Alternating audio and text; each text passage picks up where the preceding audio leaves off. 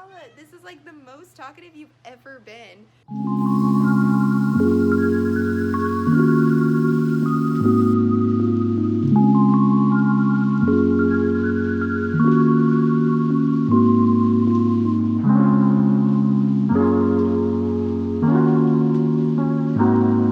Hello and welcome to Tipsy Book Talks. I'm Raeanne and welcome to another one of my vlogs.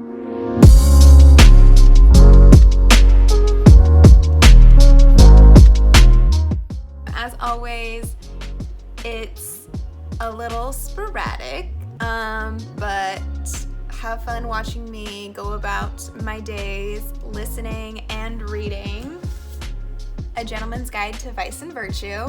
And at the end of this, I'm gonna go ahead and give my overall non-spoiler summary. I'm gonna do a rating, and we're gonna get a little tipsy, so enjoy!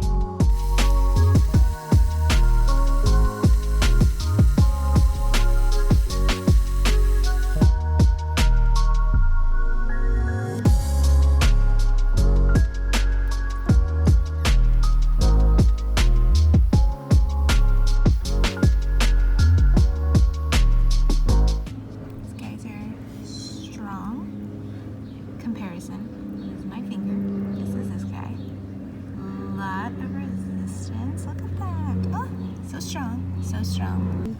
We actually, they're all dried off, but we got some strawberry plants as well. Some new guys. Look, we got a little baby guy growing, and look at all these potential blueberries. Oh my god, these are all looking so good. Okay, so I've never grown blueberries before, but my girlfriend has, so she is kind of telling me like, okay, so these little bulbies, these are what are gonna become blueberries, and these are new.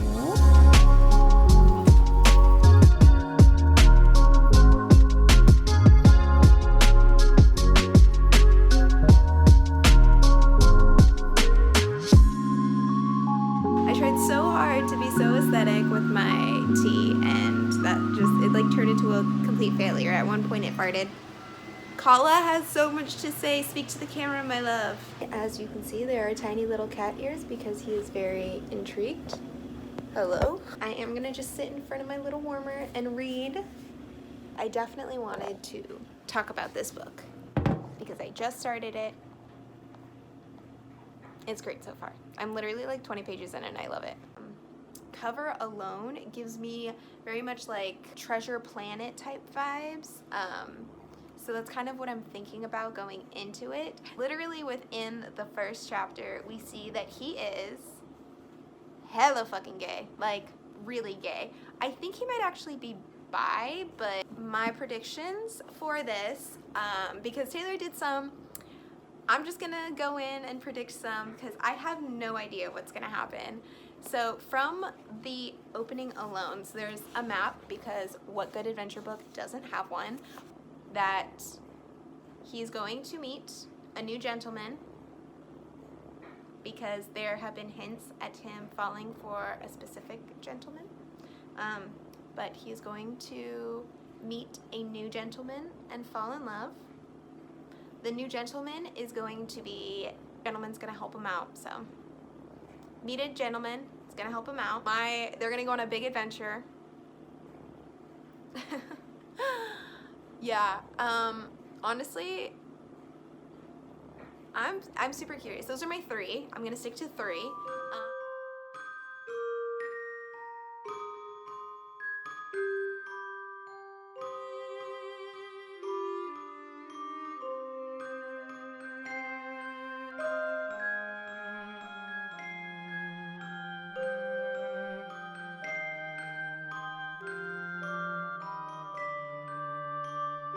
Good morning. It is nondescript time, 7:53 in the morning, and today is a baking day. I am currently cutting apples because I'm about to make an apple pie, apple tarts, and some cheesecake brownies because it's also St. Patrick's Day, so happy St. Patrick's Day, everybody. Definitely go check out our St. Patrick's Day video that Taylor and I made. It's very adorable, very cute. We get very into the spirit, but enjoy this time lapse of me baking.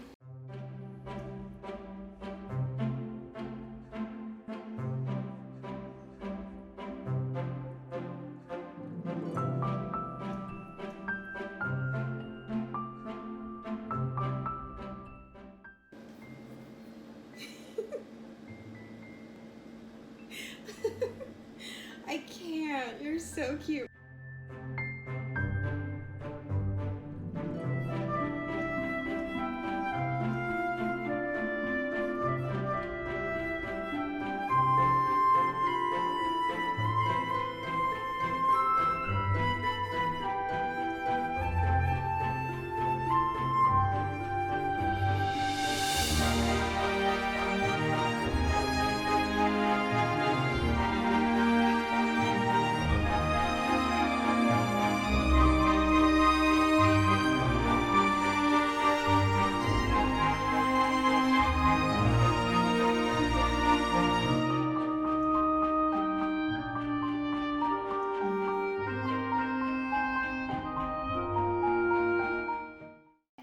So, a brief summary. This is, in fact, about Henry Montague, who goes on a trip with his best friend Percy and his sister Felicity. This is a trip that he's going on before he ends up kind of taking over his dad's, like, estate, in sense. So before he becomes a gentleman. So the entire thing takes place while they are touring across Europe, and of course with Henry Montague nothing's ever planned how it should be, and something goes awry. It's taken underway and is basically just turned into a giant adventure. I definitely do want to include the adventure part because it does start off really, really slow. In fact, I actually gave it a 4.5 stars because of that, because for a good 60% of the book, it was very hard to read. He's kind of just like the stereotypical asshole who is like, yeah, I f**k around, I'm cool like that, and you're like, all right, and then of course he kind of f**ks up the entire journey. So yeah, you just kind of got to deal with his little selfishness, but I did give it a 4 for actually 4 reasons. 1, because the entire thing is about a gentleman's guide to vice and virtue, and Monty does prove himself to actually be a gentleman in the end. 2, I absolutely adore the relationship that he has. We'll go into when it comes to the spoiler section. 3, Felicity is amazing. I love her. Felicity reminds me a lot of my best friend Lauren. She is just no given attitude, but she is also like this genius when it comes to medics. That's kind of how I associate my friendship with Lauren. Lauren is just this amazing, I'm just gonna go off about Lauren. I love her so much. But she just reminds me so much of Lauren because is a genius, but like doesn't really like come across like, oh, I'm smart and I know it. And that's how Felicity comes across. I think she's absolutely so entertaining. I think she's so funny. Her and Monty going at each other just cracked me up. Last but not least, I loved the adventure in the story. When it finally got up to that the last 40% where the adventure starts, I really enjoyed it. I thought it had so many ups and downs and so many twists that I was like, where is this gonna go? What's happening? I was trying to summarize this to my girlfriend yesterday before I started filming this, and I even was very baffled at how I can quickly summarize the entire adventure because there's so much happening. So definitely worth the wait. I'm gonna go ahead and take some shots because, yeah. Wish me luck on this boy because it's a good thing I only made 3 predictions. Okay, so I'm gonna go ahead and jump into the predictions that I made early on in this video, and I'm gonna take a shot for everyone that I got wrong. Thank God, like I said, there's only 3. So, yeah. And then on top of that, I actually am drinking. I don't know why my brain was like, Gentleman's Guide to Vice and Virtue. Gentleman Jack and Coke. So I made a honey Jack and Coke, because that's the only Jack Daniels that I have in the house, and I really am not a huge fan of whiskey. I mean, you've seen me take the honey Jack whiskey shots before. It's hard, but I know Jack and Coke goes really well together, and I just feel like it's probably going to be a little bit of a sweeter Jack and Coke. So if you think about it, Monty isn't quite the stereotypical gentleman, and so this isn't the stereotypical Jack and Coke. I'm not excited for this. To start off the spoilers section, I'm going to go ahead and tell you which of my 3 predictions are wrong. Okay, so the first prediction was that Monty was going to meet a gentleman, and it was going to be it was going to have like a whole meet cute, whatnot. That didn't happen. My second theory was that him and this gentleman were going to fall in love, and they were going to have an adorable little story. That didn't happen. But my third prediction was correct, and I knew that I was going to get most of these wrong, so I did cheat a little bit and do a very generic question, or theory, I guess, and that is that they go on a great adventure, which they do. I cannot get over how much I actually enjoyed this book, but I'll get into that after we take some shots. I didn't think about the consequences of this. Cheers.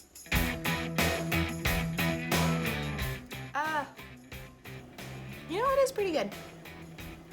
I can feel my face getting so red right now. I'm not ready to do round 2.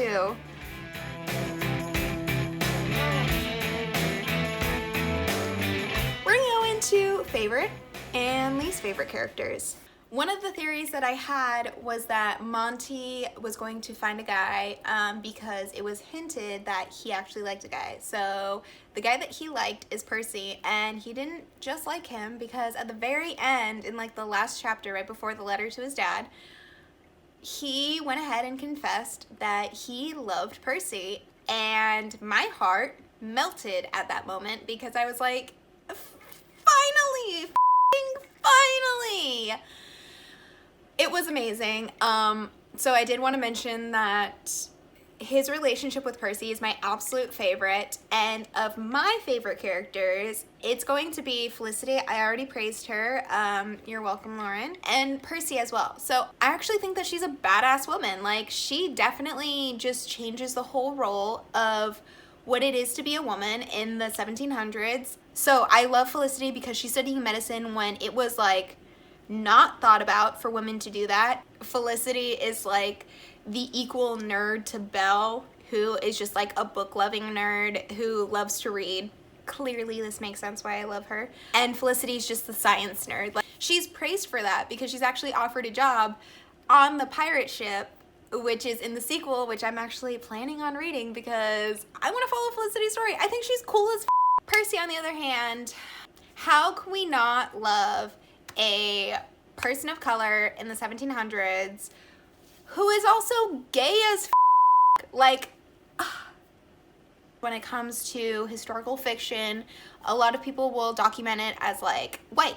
It's all white. Everything's white because white people had the privilege of doing things that people of color couldn't. So I just pictured Percy as white.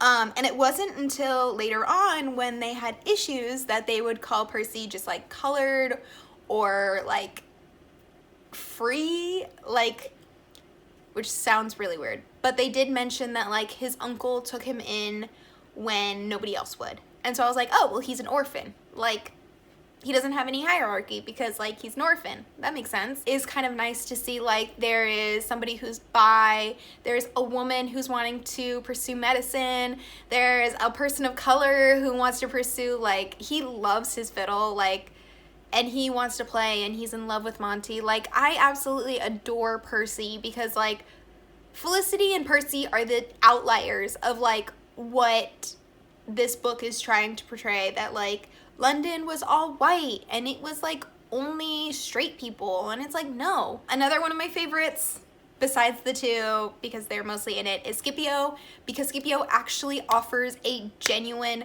good response to Monty's, like, he sees Monty and he knows that Monty wants to actually do better. Scipio actually tries to offer Monty help, especially when people try to attack him, because he's used to getting attacked by his dad. Scipio wants to save Monty from getting attacked by other men. And that's nice. That's amazing. I'm so happy to see that. Least favorites? Oh, I am feeling those shots right now.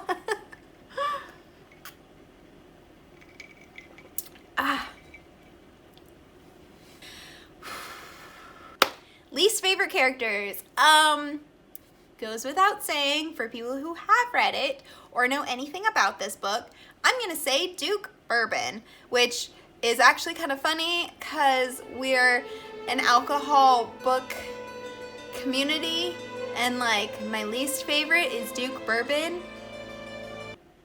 I really am not a fan of bourbon, so like, you know, that also just makes sense personally. Because he's the absolute villain in this. He tries to use the panacea to like get his standing back with the king. Like, gag me with a spoon, bro. Like, you literally are dying for your f***ing rollback in the kingdom. F*** off. Also, another one of my least favorites is Matu? It's the father for Helena and Dante. It's their dad, mostly because of the fact that I get that he's after a scientific, alchemic type cure-all, but don't sacrifice your f***ing wife because you see her and you're like, oh, she's a zombie now. He is willing to risk his wife's life to just like... There are so many characters in this book as well that are very in between, but those were my most favorite and my absolute least favorite. So it deals with racism, it deals with homophobia, it deals with misogyny, so it deals with Percy and Scipio having to deal with racism and having to tell white people who don't really understand the concept. Felicity understands a little bit more as a woman who is also like discriminatized. I feel like I'm not making sense at this point, but who is also discriminated against. She knows kind of what it's like. It deals with the misogyny for Felicity because Felicity asks to go to school because she wants to become a doctor, and at the time they're like, oh, we'll send you to finishing school, and she has this whole chapter where she's telling Monty she doesn't want to go and learn how to be like the proper wife for someone. She wants to go to actual school. So the main thing that I was like wanting to read this for was for the queerness, because I love reading queer literature. After coming out, it's something that I want to embrace. It's something that I actually want to go into publishing for. I would love to help queer authors write their stories, tell their stories. I want more queer literature in the world so people understand and know that there are in-betweens. There are people who are half, people who are a little bit of both. As a half Latina bi woman, like I am right in the middle of all of the middles. And the fact that this deals with homophobia in 1700s is incredible. Like, it is so entertaining because Monty can be with a woman, he is attracted to women, but that doesn't mean that he's not in love with a man. And the fact that people don't want to listen to him because he's in love with a man is really fucked up and sad. They deal with his father's homophobia to him, and telling him that basically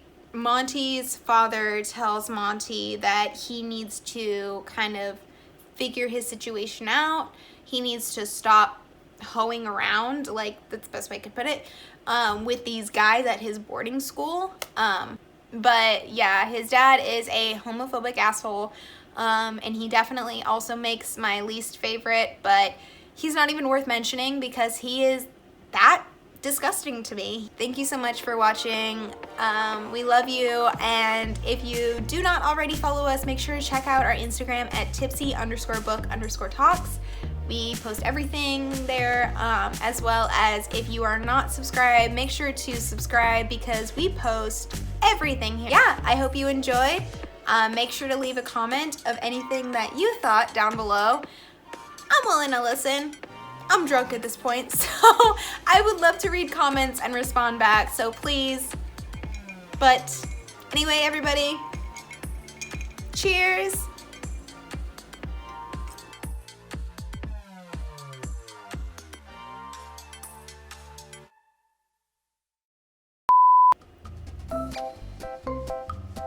Hello. Oh, ow. Oops. Definitely worth it. Oh, just pull my hair again. Oh. Okay. Bye, guys.